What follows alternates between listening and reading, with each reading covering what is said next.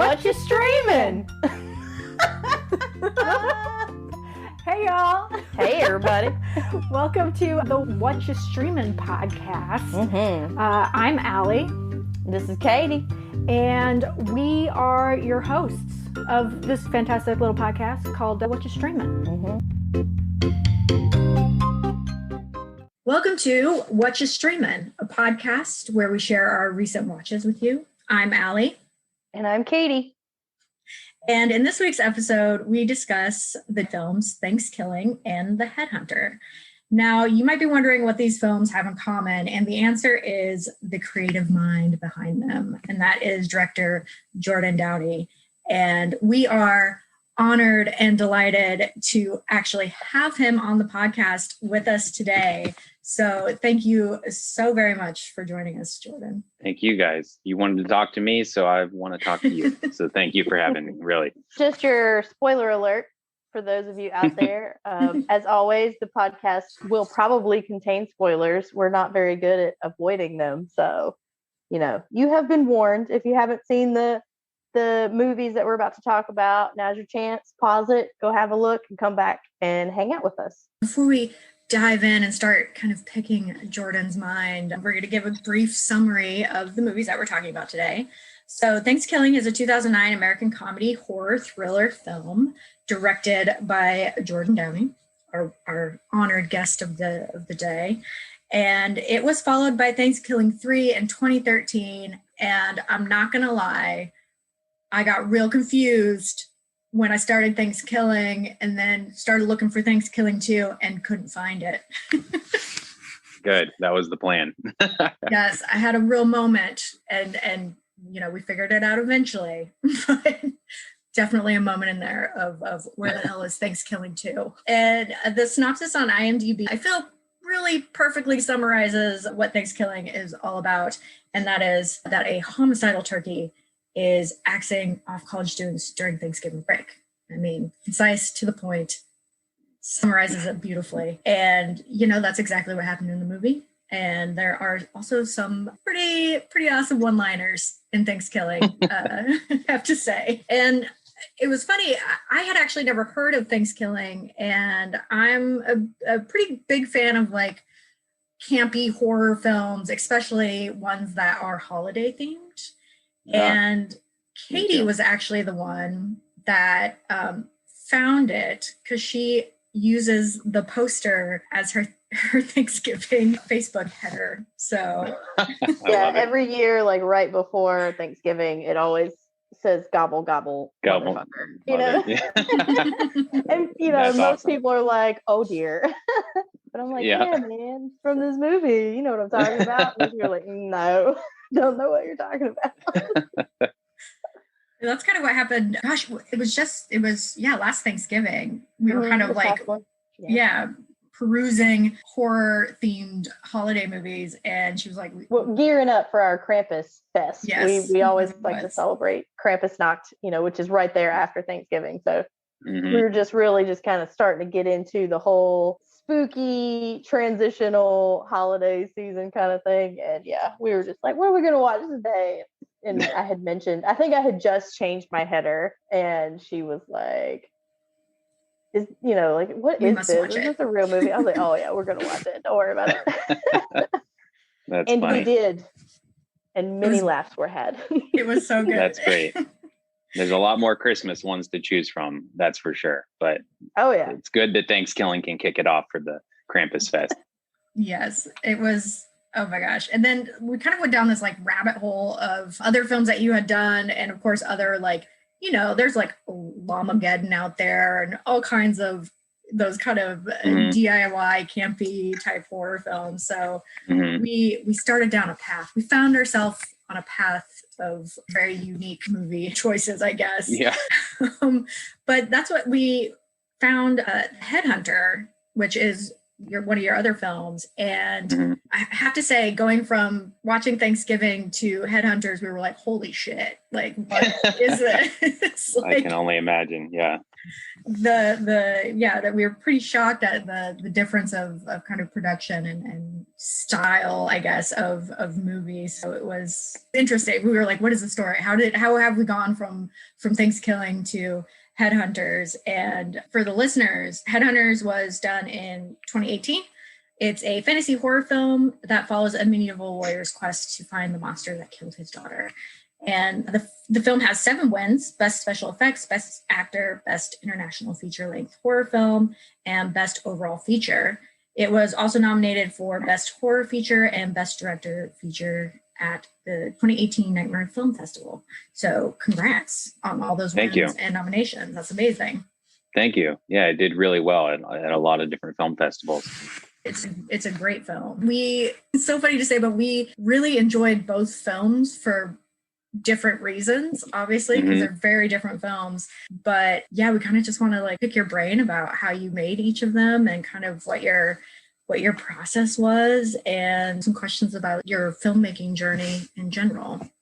And, absolutely. I mean, yeah, it doesn't feel like they're from the same team of filmmakers, and that's not, there's no knock in saying that, because I can only imagine if you had watched the two of them back to back, what a massive like shift it would seem like. Because we did make some other it doesn't, and we can get into why. From my perspective, it doesn't feel like as big of a shift, but from the outsider, just somebody watching it, yeah, I mean, they're night and day. They're not even remotely the same. And 100% on Rotten Tomatoes too. We saw that and we were like, whoa, what's going on with this film? Which is cool. Not on a ton of, I don't know how many reviews it's based on anymore now, but there for a while wasn't all that many, but still hard to do. So we were very, it counts. Exactly. We'll take it. No, it was really, it was kind of a neat thing. I share my entire family, because I don't live anywhere near anyone in my family. And so my entire family all shares kind of one movie account. And so we all kind of watch things together is how it works out, right? Somebody will buy something, and then then we can all talk about it because we can all watch it later. And so we had watched ThanksKilling, and we're just like, there's a 3, we kind of dove into that. It was like, it's time to get the Google out. We don't know what the hell's going on. And that's when we saw that you had made Headhunter, and we were like, oh, cool. We searched for it. Boom, there it is. We're like, sweet, we can watch this. It's there. Because sometimes, you'll encounter some of these indie films that aren't quite out there where they can be streamed easily on various platforms yet. So it was really neat that we could do that. And I bought it, and we didn't get to watch it immediately. And so some of the folks in my family were like, what is this? Because they start watching it, and then they realize like there's not a single word in it. And they're just like, what is going on in this? I was like, I don't even know yet. Don't talk to me about it. I haven't watched it. I'm waiting. Like I'm trying to, because we were trying to like, between work and stuff, it's like, okay, this evening's going to be movie night, And so it was really fun that we were able to kind of share that experience with the rest of the family. They had no idea what was going on. Like, oh yeah, no, it's going to be great. Just watch it. It'll be cool. So yeah, but that's funny. Just moving into some of our questions for you, Jordan. Fire away. How did you get into the film industry, and what has your journey been like? Well, the journey's probably been very similar to other, filmmakers. There's a lot of ups and downs. But the first part, how did I get in? I mean, it just started with, exactly what you're talking about, with finding a holiday horror film that you enjoyed in ThanksKilling. I was the exact same way, growing up. I would just go and rent all of the schlocky horror films that I could. I loved the holiday horror films, especially.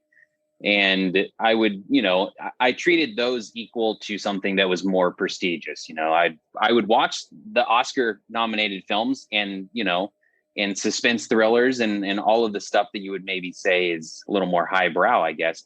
But I would watch those right next to Puppet Master and Full Moon Pictures and, all the bad blockbuster straight to DVD kind of stuff, straight to VHS stuff. So it started, me getting into the film industry began by me loving movies, especially horror and genre movies. I then started, my family, I came from, kind of just a lower middle class family and grew up in a small town on a farm in Ohio. We didn't have camcorders. No one in my family was really like that tech savvy. So my uncle had a camcorder, but I really wasn't like allowed to play with it or anything. And so at some point, the thought of like being obsessed with watching movies. And then I started to think about, well, what if I tried to make them? And a friend of mine his parents had a camcorder. And I think one night during like a sleepover or something, we made a little home movie, and it was horrible. And I didn't, I don't even remember what it was about. We probably had no idea what we were doing. It probably wasn't even a story. It was just us messing with a camcorder. But it was the first time that I ever held a camera and tried to shoot something myself. And I mean, it was love at first sight, I would say. Like, honestly, I remember the next day being so excited about that experience and asking them like, hey, can I come over again next weekend? Can we do that again? And eventually then, like, my grandma had garage sales all the time. And so I eventually like sold one of my gaming systems and whatever, random stuff I had in my bedroom to like earn a little bit of money. And I took that with my summer job working at the pool.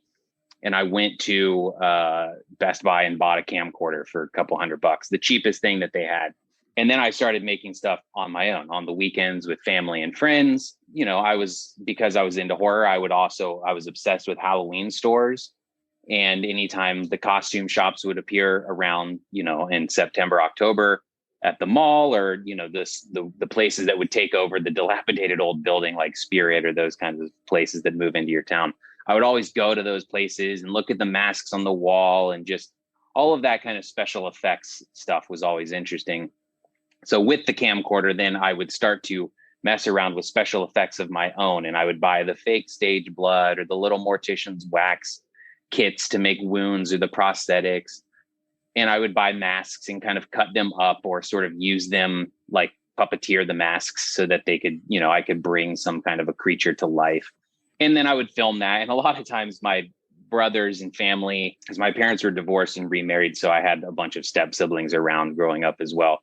A lot of times they would be in these little movies and we would, have fun together. But other times then it would just be me on a Sunday afternoon filming myself like in Terminator makeup or just ridiculous stuff. None of it was really, I don't think I was really finishing a lot of these things. I mean, I would do little premieres like in the living room for your family. And then eventually, by now I'm probably in high school and starting to think about, okay, well, wait a second, can I actually do this as a career? Because I thought I wanted to be an actor, because I just kind of assumed that, when you're young, you're not thinking about like what the job responsibilities are on a set or what a director does compared to a producer or writer.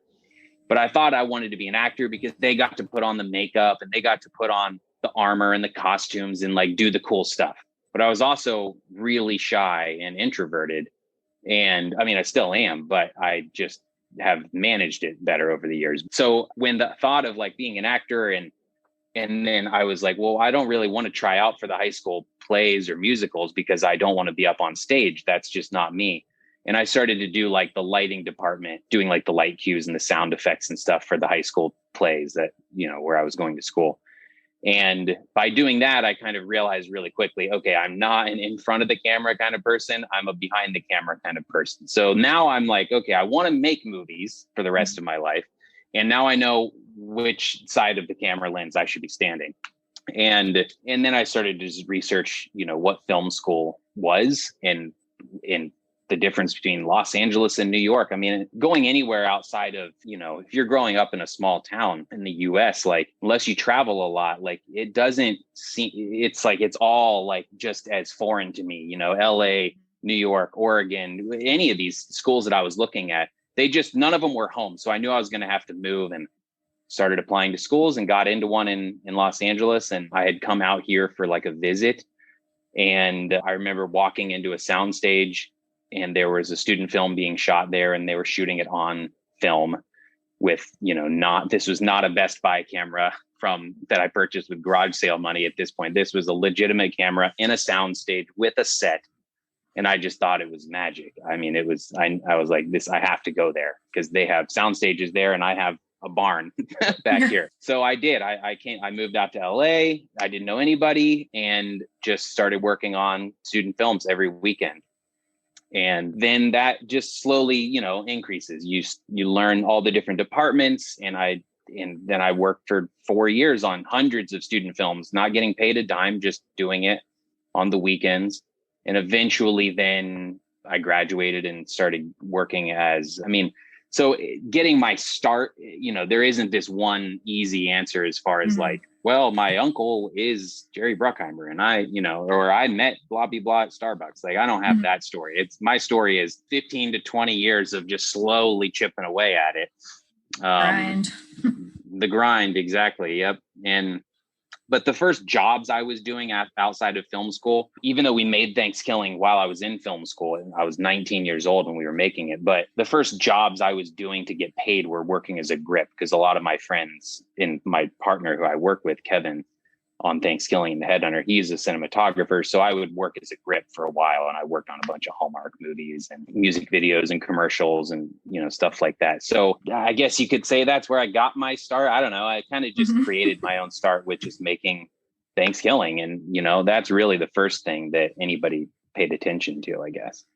I like the thought behind being able to essentially create your own, I say your own success, but that kind of sounds silly, but you hear about a lot of filmmakers that are out there kind of trying to sell their ideas and get in production companies. And yeah, I like that there's the option that you can just kind of say, fuck it, and start your own and do your own films and put it out there for everyone to see and like, just see what happens. You can.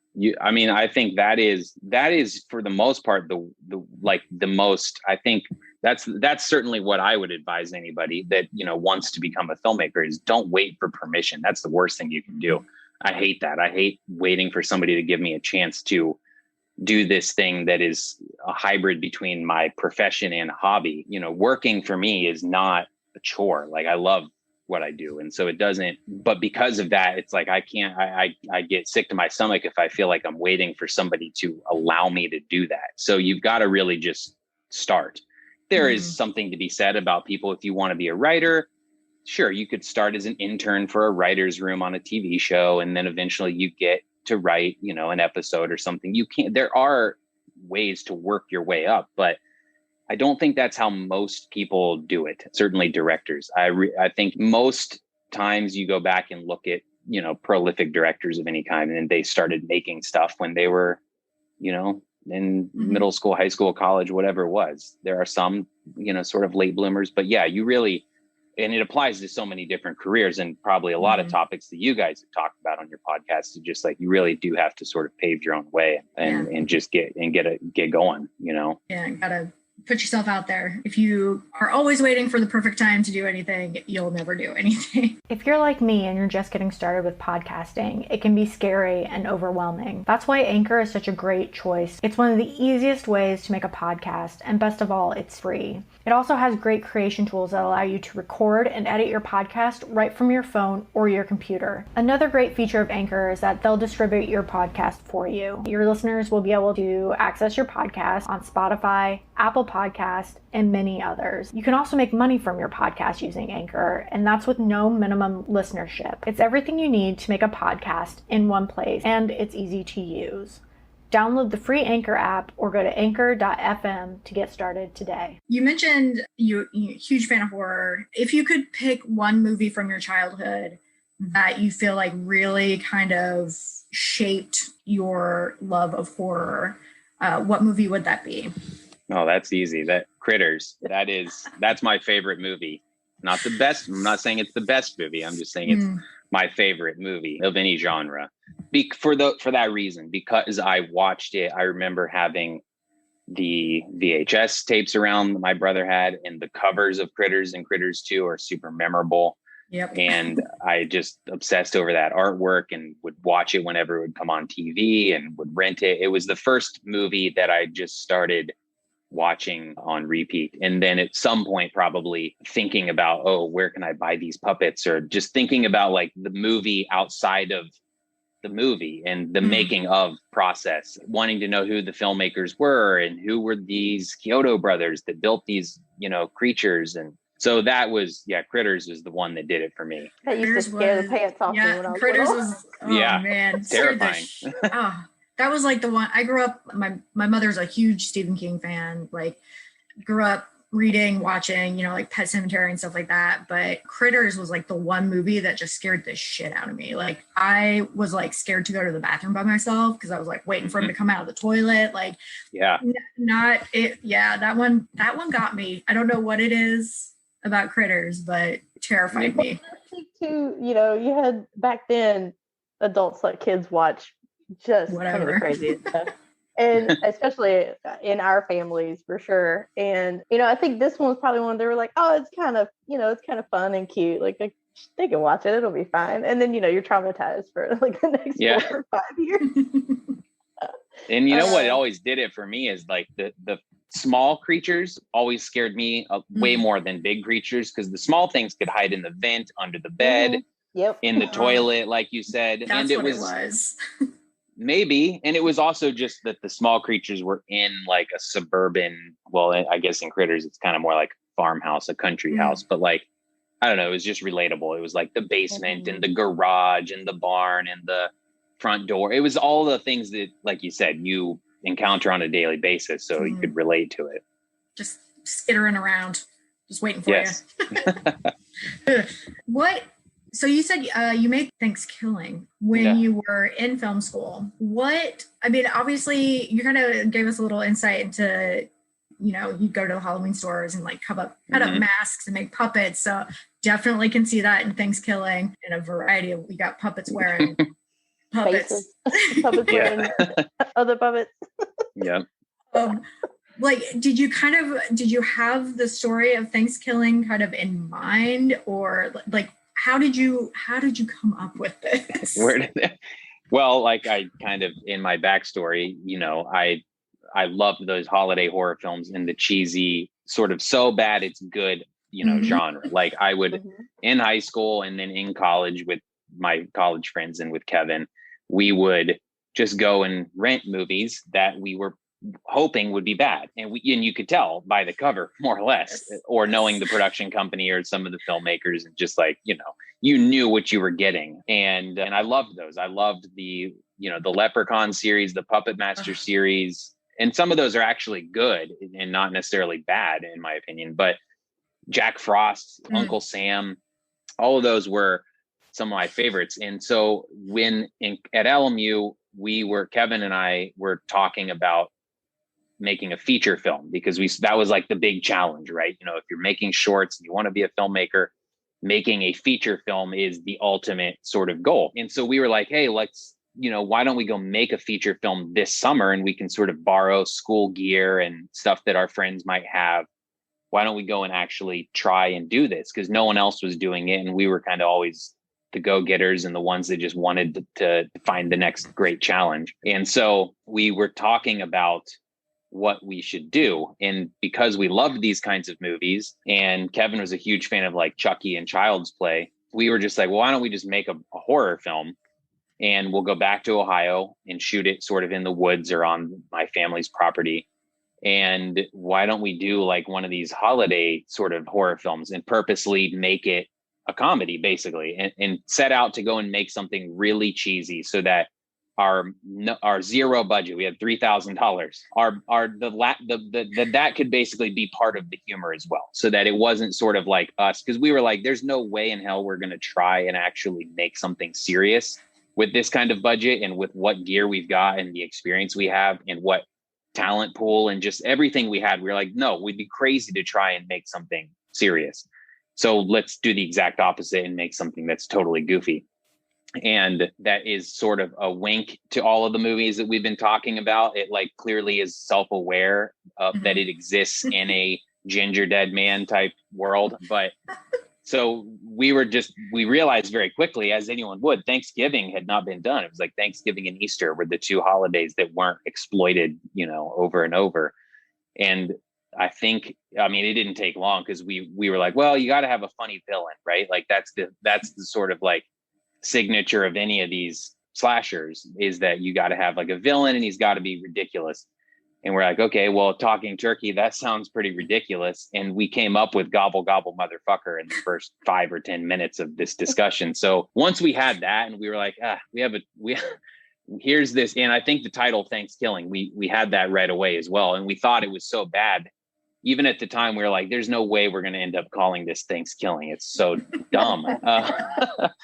And it's perfect for it in the end. But so within like a couple minutes of this discussion, we had talking turkey, ThanksKilling, gobble, gobble, motherfucker. And how could you not make that at that point? So away we went. But the origin of it was just go, make a feature film and see if we could get distribution and just get it out there as a challenge. And then, so we knew, okay, let's go and try and tackle something goofy. And have fun with it, hopefully. Yeah. And have fun. Have fun, exactly. And laugh. And we did. We had a blast. We were exhausted while making it because we filmed it all in 11 days. And we were just sort of sleeping on couches and, staying up to all hours of the night because we would shoot during the day and then we'd have to go and sort of prep stuff for the next day or build little sets or what props, whatever it was. There was a very small crew. And so we were exhausted, but I think that people sometimes ask why is ThanksKilling? What is it that makes ThanksKilling special? Or why do people revisit it every holiday? And it's because of the spirit of whatever you enjoy when you watch it or you put that cover up on Facebook, we enjoyed it while making it. That was there when we were making it. We knew this was ridiculous and we were all having such a good time with it and laughing at ourselves and laughing at the movie and becoming friends along the way. So I think, that energy was infused into it from the start, I think. And you ended up with a pretty big fan club, but fandom. I mean, it funded the next one essentially, right? Through crowdsourcing and everything. So that had to feel pretty good. Kind of putting this, you're 19, you're in film school, you put this film together, you put it out there and people reacted to it in such a way that they paid for the next one. So I know. That's pretty sweet. It was cool. Yeah. It was this career talk of nothing ever happens overnight. So with ThanksKilling, we made it when we were juniors in college. And then we had to go finish our senior year of school and make our thesis films and graduate while editing it. And so it didn't come out for another. And then the first year, once we had finished it, we couldn't find distribution for it. And so we ended up just sort of ordering 1,000 copies, 1,000 DVDs and selling them on Amazon just out of our apartment closet and trying to drum up some sort of interest just by writing horror blogs and, in Fangoria and begging for any press we could get. And then there was a distributor who came on a year later. So yes, it felt great that it eventually took off, but it took a little while. ThanksKilling did not find its place, I guess, in the cult spectrum right away. I'd say it took a few years until it finally got on Netflix in the early stages of Netflix when there was a comment section and people were having a field day with it. And I think that's where it really kind of gave it its cult status. It happened very slowly and very naturally. But by the time we did ThanksKilling 3, like you said, the crowdsourcing, yeah, that was really cool because that was kind of at the peak of interest in it, I guess.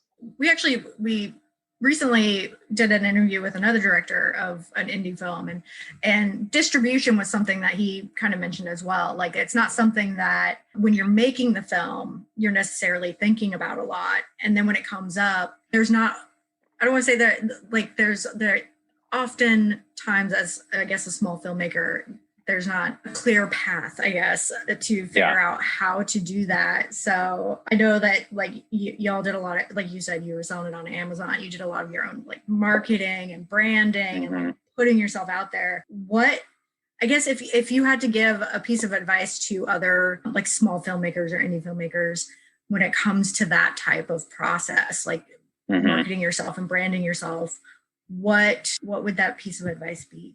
I guess if the nugget is marketing and branding for a film that maybe doesn't have distribution, so what can you do to get eyes on that or to get a distributor to purchase that film rather than you personally as a brand? Because that is a whole separate thing, but equally important. I think, the big thing is if you don't have distribution from the start when you're going to go make your movie, and let's just assume that you don't really have a bunch of contacts because you're fairly new at this, or it's a very low budget kind of movie, you've got to be thinking about poster and trailer very early on. I mean, in title as well. The title ThanksKilling is absolutely ridiculous, that once you put that onto the right image of the right poster, okay, that, there's something that would say to a distributor, for better or worse, we can probably make money off of this or get rentals out of this. So I think that's a big thing, is like, even before shooting, I do this all the time now with any project, no matter what the tone is, put together some kind of artwork. Maybe it's not still pictures that you take. It could be stock images. It could be, maybe if you can go out and stage a photo shoot, I totally think you should do that. But you've got to figure out like what you're, at this day and age with VOD rentals, and you guys know, it's just like, it's overwhelming, with Netflix and Peacock and Amazon and Hulu and Shudder. It's like, you're inundated with stuff to choose from. And oftentimes the little, posters, if it's not a theatrical film, if it's a little indie film, the posters are going to be 2 or 3 inches tall, when you're scrolling through. So you've got to really, at this day and age with film marketing, like, you've got to be able to boil your idea down into something interesting at like 3 inches and in 3 seconds. Mm-hmm. So that was important for us. Like, even with the Headhunter, just put a big ass Viking, with a very simple background and a big font, make it incredibly legible, and we designed it for 3 inches. As silly as that sounds, that was the goal, was for it to work at that size. So I think you got to think about that. You've got to think about what your title is going to say on top of the artwork, and that what the poster and what the trailer will sort of look like, because those are the keys to getting distribution. The movie has to be great, of course, but that's going to then maybe help get you a better distributor, not necessarily just gets nothing or gets something. So it's maybe a bigger than one little nugget, but poster and trailer. It's great. Yeah, no, it worked. And especially because a lot of people are watching from their smaller devices, with COVID, everybody being home, probably watching from a television or even a computer monitor screen. But a lot of times when folks are just out and about, they're watching from their phones and from their tablets, and so that 3 inches goes down even smaller. Yeah, you're right. So yeah, being able to like trigger that kind of response in their brain. Oh yeah, I might want to watch that. I mean, because that's definitely what gets us a lot of times. We sometimes, especially, we watch a lot of foreign, like Korean television and movies and stuff, and a lot of times the way that the titles will translate over, you're kind of just like, what is that about? But it'll be the graphics, we're like, oh, okay, we'll just scroll through, like, do we want to watch that? Maybe, I don't know. Right. So definitely, and especially if you have that memorable pop to it, it'll keep drawing. It'll draw the people who want to watch that kind of thing in. Clearly, I mean, we were like, yeah, we're down. Exactly. For both of them. And oh yeah, absolutely. So you made ThanksKilling in 2009, which that period of time had a pretty different view and content back then, as far as comedy and the humor and everything. It was much different from today. But even back then, I would say, if I had watched it back then, I mean, ThanksKilling is like towing the line in a lot of ways in how far it's taken the humor. So did you get any kind of blowback from that then, or have you gotten any recently as people kind of start to just encounter the film randomly? Like, have you seen any of that kind of thing? No, which I guess, to be honest, I'm kind of surprised to a degree, because you're right. It definitely does toe the line on some stuff. And I think, there's things in ThanksKilling that, I wish I could change. That there's ways to be funny without being mean-spirited, which was never the intent, but could come across that way. I think, I don't know. I mean, one, I think it's just the exposure of it. It's not that big of a thing, and it to the fact that basically, like, whether it was right or wrong, our main inspiration was South Park, and like that was something we were watching a lot of, and I remember that, like, in high school, being so affected by those early episodes and like what they were getting away with saying. And I think that was probably in us to a degree, of just like, see how far we can push this in that South Parky potty humor that basically found its way into the turkey. I think we didn't know what we were we weren't fully aware of what we were what we were doing at the time. But no, there hasn't been anything over the years that I'm aware of, at least. Mm-hmm.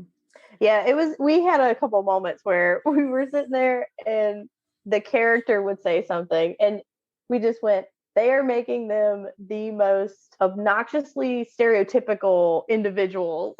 Mm-hmm. We're like, okay, we get what's happening here. Because, at first we were like, the opening scene kind of let us say into the full mindset. choice. We're like, where is this going? But then we were like, oh, we're going here. Okay.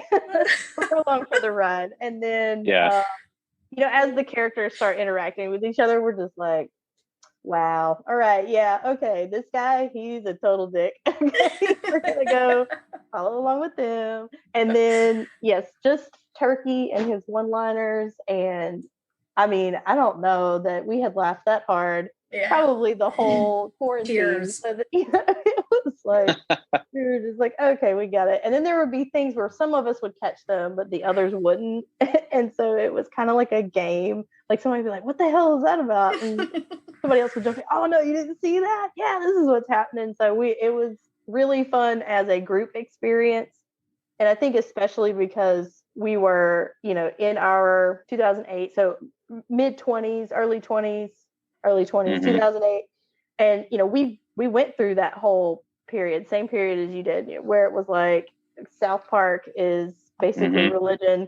And you just had some of the greatest, like, Adult Swim cartoons on, like everything was just so irreverent and in your mm-hmm. face. And that was just how everything was. So I don't know if I want to say it was nice seeing it again. But it took us back down memory lane. Yeah, we definitely understood it. Like we were like, okay, we can get here with this. But so yeah, we definitely were gonna like, ooh, there was a couple of times we were like, ooh, I don't know about that one. I don't know how well that would travel, but okay.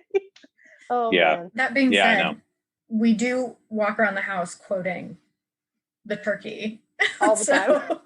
Just randomly. Just all the time. One of us will just shout out a line. We'll just say like, gobble, gobble, motherfucker. Yep. That's great.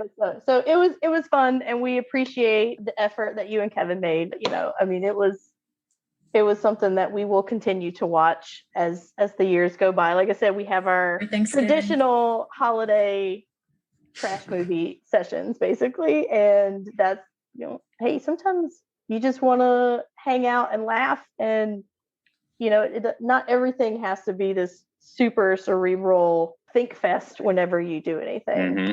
But that being said, you would think a movie like Headhunter, where there's no real dialogue going on in there, that it would be very simple. But no, you really like get into it and have to try and like figure out what's going on. And, like if you are not paying attention, you run the real risk of later on just being like, what the fuck is actually happening over here? Mm-hmm. Yeah. What inspired you to go that route, that more minimal storytelling style? Well, I mean, I think that, not to say that I would have made, been able to have made or would have made the same version of Headhunter if we had gone out to make that instead of ThanksKilling, when we were in school. But Headhunter is much more like, ThanksKilling is the outlier in my mind. Like that's the one that, so like talking about making that leap, like in my mind, if anything, ThanksKilling was like stepping back beyond into like the negative zone as far as like making something odd, in that the Headhunter was always much more like what I was interested in. And it was much more close in tone and execution, production value to like the student films and the short films I was making around the same time. So that minimalist sort of style with, a little art house, a little cerebral, like you said, that was always kind of like what I was really interested in. It just didn't manifest itself until Headhunter. But we, very similar to ThanksKilling, it's very low budget, tiny cast and crew, and started with the same genesis, basically, as far as Kevin and I just saying, let's go make another feature film. We're tired of waiting for permission. And, in between, we're writing other scripts and, doing the whole thing of submitting scripts and trying to raise money and taking meetings and all that kind of stuff. And it gets exhausting after a while. And so we just said, okay, let's go make another film. And this time, instead of Ohio, we were like, okay, well, what do we have? And Kevin grew up in Portugal, and his grandma still lives in this sort of misty little village in the countryside. And so we knew we had this location. And so we kind of were like, okay, same intent basically as ThanksKilling. Let's go make a feature film. What do we have available?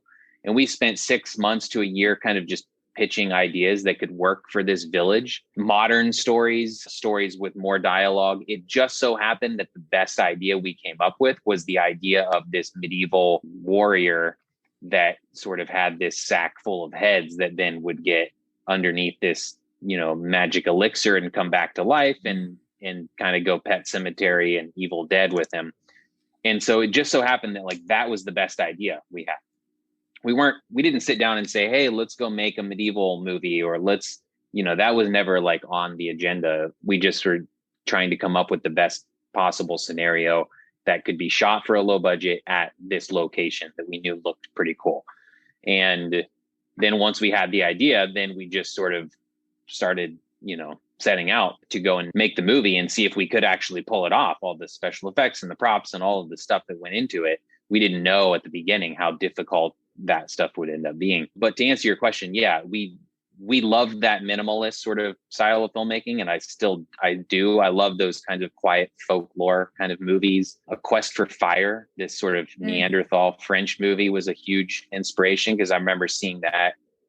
I don't know when I saw that, probably in film school. And I just thought it was so awesome. The idea of telling a story without dialogue. I'm not a super talkative person in general. So it's I just kind of I find it really interesting that where other people feel like you have to fill this void with a bunch of talking and also cutting out the fat of a movie. You don't normally show a character walking across the room or making dinner, going to the bathroom, or any of that stuff.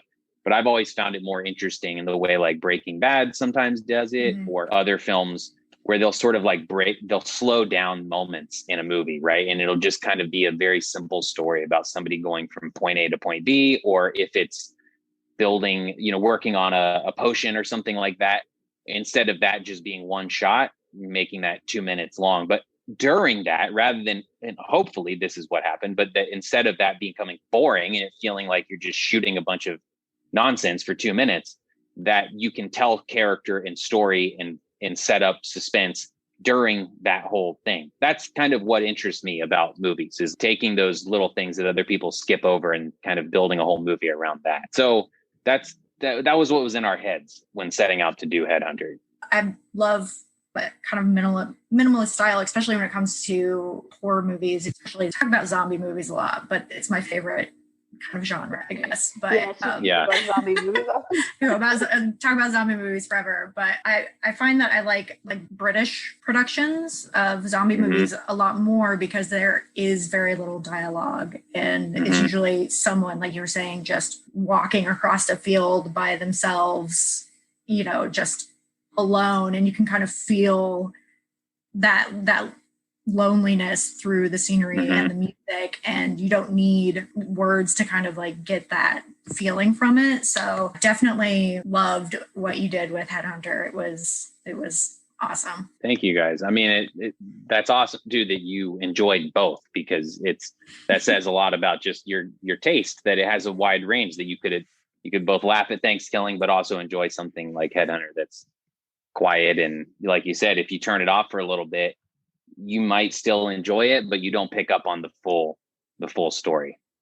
So you got to really pay attention. It was definitely one of those ones you couldn't be messy. A lot of times now you'll catch yourself, oh, I want to watch a thing.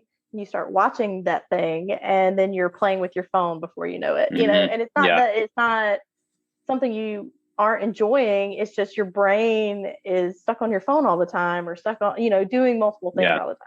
So it is an effort to stop what you're doing and really pay attention. And so that was one of the things some of the family members who had said watched it, they were like, what was this even about? And I was like, well, did you watch it, or were you playing on your phone while you watched it? You have to go back and watch it. But I think it's really cool. And I'm wondering now, so when you and Allie talk about slowing things down and really kind of experiencing what is happening in the moment, I wonder if that's because we as the watcher are being given enough time to really connect with the actions that are happening and making them super relatable to the things that we do every day. So as you know, when our character in Headhunter is just kind of going about his business, he's, you know, either done his hunting for the day and he comes back with his kill and he goes through this process of, you know, taking off his gear and doing what he's got to do with it, and or he's getting ready to go out, or he's just kind of preparing, but he's just moving about his space and he's taking care of business. And you know, it's like we all do that. Everybody does that. We all come home from a day at work and, you know, pants off, bra off, whatever you got to do with it, and just, you know, I'm cooking dinner or doing whatever.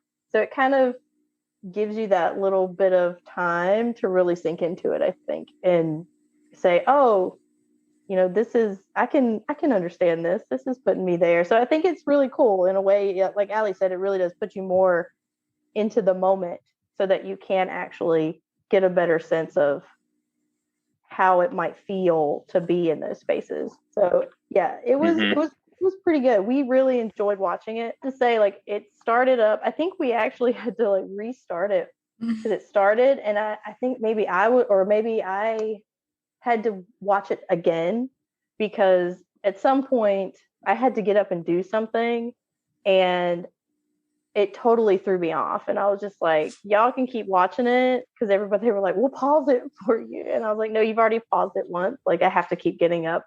Like, just keep watching it. I'm going to go do whatever I got to do, and I'll come back and watch it by myself later.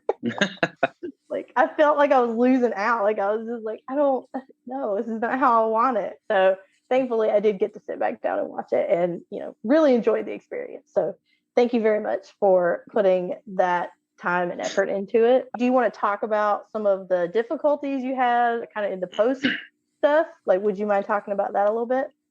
Oh, sure. Yeah.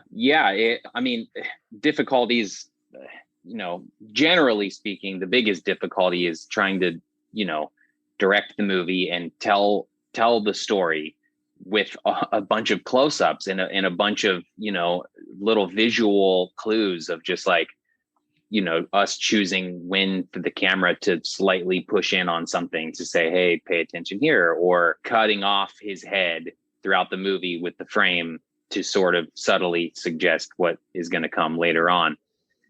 Coming up with those kinds of ideas and trying to figure out, okay, how much do we actually, how much story can we actually tell without sound, without dialogue? That was the biggest challenge, trying to balance that and, you know, come up with an idea for what that would be and then execute on it.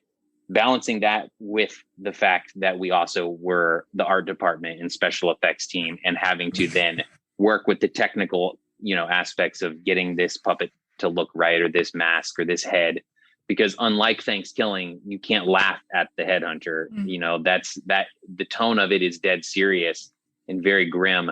So you have to, it's not that you can't have fun with it, but it definitely, those special effects have to hold up and look good. So that was the biggest challenge, generally speaking, is just like telling the story and making sure that, you know, Chris, the actor, and the character were being developed properly, and the tone was staying consistent, and just thinking about the big picture stuff while also juggling the micro stuff of getting a spider to come back to life and all the little intricacies. I have to say, the shutter, the window shutter. Yeah. Man, I was like screaming at that shutter through the entire movie. I was like, you have to fix it. You have to fix it. Something's going to happen. Just stop for a moment and fix the shutter, please. That's funny. Yeah, the shutter was kind of, you know, we were trying to think like, wow, how do we, you know, if you've got this really awesome, well-equipped hero, how do you sort of like, what are his weaknesses? Like, how do you show that he's vulnerable? And we just figured like, yeah, this guy kind of, his profession, you know, bleeds quite literally into his day-to-day life, as far as like, he goes and slays a monster and he comes back and he has to make more of the elixir to heal his wound, and he has to heal the wound, and that might take, you know, hours, and he's sore and stiff, and he's got to sharpen his sword, and he's got to fix his armor at the blacksmith, and, you know, do all of these different things that are related to his work. But so the last thing that guy would be doing is like chores or yard work, or just like, if it means that like his his window shutter is banging in the wind. That's not a threat to him. But the irony is that is exactly what is the thing that you put off is the thing that's going to bite you in the ass, is basically the message of it, which we probably all have that thing we're putting off, right? That doctor visit or that thing that we don't want to do that we should. Otherwise, the shutter will get us, I guess, is the moral of the story. Screaming at the screen. I was just like, come on. Yeah. This was Chris's first film, right? His first, he had been in commercials and music videos, but yeah, his first starring role in a feature. Yeah. He was just like, I feel like he was meant for that role. He did such a good job. And like, like you were saying, like the micro moments, not only in kind of his surroundings, but how he, moves and his facial expression, like, it was just like, it all came together so well. And I was amazed. Again, I was like, holy shit, this was the first movie he's been in. Yeah, he did a great job. And I'm glad that he got recognized at a couple of the awards you mentioned early on, and one of them was really special because that was some of the previous winners just a few years ago was Mads Mikkelsen. And so then for Valhalla Rising, or I forget if it was something else, but so I'm glad that you guys pointed that out, just that, Chris steals the movie, because he does. And it is, it's kind of like we didn't write the role knowing we would find that guy. We were definitely concerned that we knew we were like, there's no way we're going to cast some American guy and put a wig on him or a fake beard, even if you got the best possible hair, the best hairpiece and the best beard, and you had you had the best makeup effects artist applying it every day. It just wouldn't feel real. And we were so lucky when we found, to somehow also find somebody who's a really talented actor who hasn't been, because if there was a version of Chris that had already made 3 feature films, he's probably not going to come to Portugal to do this no budget movie with, these filmmakers that he doesn't know. So to find the person that is both incredibly talented, but undiscovered to a degree, who also just has that physique and looks that way, it's like we hit a lottery ticket that we got for that. And it just, so building the movie around him then was easy, because he did it all. And he, so much of, like you said, the little facial expressions and the way he moves and the mannerisms, he got into it and he owned the role. And it wouldn't work without him. That's for sure. Jordan, thank you so much for joining us on What You Streamin'. We really appreciate it. And we really enjoyed your films. Are you currently working on any projects, or do you have any upcoming projects that you would like to share? I'm working on a bunch of things. Nothing that I can announce or talk, in details about. I'll just say that, making ThanksKilling and the Headhunter, when we had those ideas, even though they're polar opposites, right? They both felt right. Like we knew going into it, these are 2 things that we believe in and that we want to spend a couple of years of our lives on. And we have that exact same feeling times 100 for the project we're working on now. So I'm super excited, and it's just a matter of when we go out and make it. It'll be a bigger budget than any of these other films have been so far, but tonally it'll be closer to the Headhunter, and it's certainly still a genre film. But it's very exciting. We've been working hard on it. That's the one of the positives that's come out of the pandemic is being locked inside with nothing to do but write. So we're getting very close on that. So hopefully this summer we'll be moving forward with it, and we can, make things more official. But we're working on a bunch of stuff that we're really excited about. So hopefully sooner than later. When it comes to, ThanksKilling and the Headhunter, I think they're both can be streamed on Amazon. Yeah, ThanksKilling. I'm not sure if it's on Prime still as far as free streaming. It was on Tubi at one point, I believe. You can get them both on DVD on Amazon if you want a physical copy. But Headhunter, you can rent. That's everywhere, iTunes, Amazon, Vudu, whatever you prefer. ThanksKilling should be everywhere as well. It should be pretty easy. Awesome. And, if folks want to check out your work or find you on social media, where can they hunt you down at? You can Twitter at Scare Jordan or Instagram at Jordan Downey. They can follow me on either of those. And on my YouTube channel, I do have some short films up there that you can find as well. That one does not have a cool handle though. So you can also go to my website, jordan-downey.com. Of course, listeners, I will drop all of his information in the episode description, so you will be able to find the YouTube channel and his website super easily. Before we wrap up, we do like to ask our guests, what have you been streaming lately? I started watching Mayor of Easttown, the new HBO series with Kate Winslet. It's really good. If you guys like true crime, kind of like it's not true crime in the documentary sense, but true crime in sort of the Mindhunter or The Outsider, those kinds of prestige. Yes. Yep.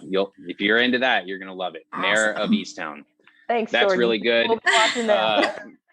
It's good. I need to finish the second episode tonight myself. And movie-wise, I watched Freaky the other night. I loved that. I thought that was great. The Blumhouse sort of body swap horror film with Vince Vaughn. All kinds of stuff. I mean, leading up to the Oscars, I was mostly getting caught up on all the awards type stuff. Another Round, the Mads Mikkelsen movie that won Best International Feature. That's awesome. Watched that the other night. Film.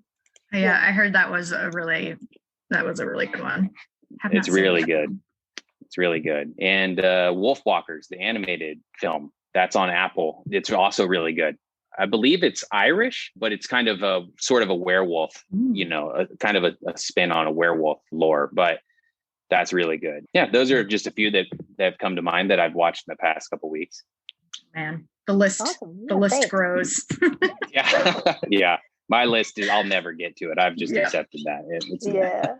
Same. Oh my gosh. Well, again, thank you so much, Jordan. This has been an absolute pleasure getting to pick your mind and kind of hear the story behind these films. So yeah, can't thank you enough. Really enjoyed it. Thank you guys really for having me. I appreciate it. And we'll catch up on the next one. Follow us on all the socials, all that jazz. Like, share, subscribe, leave a review. All of that helps the podcast tremendously. And with that, get to streaming. We'll see you next week. Bye.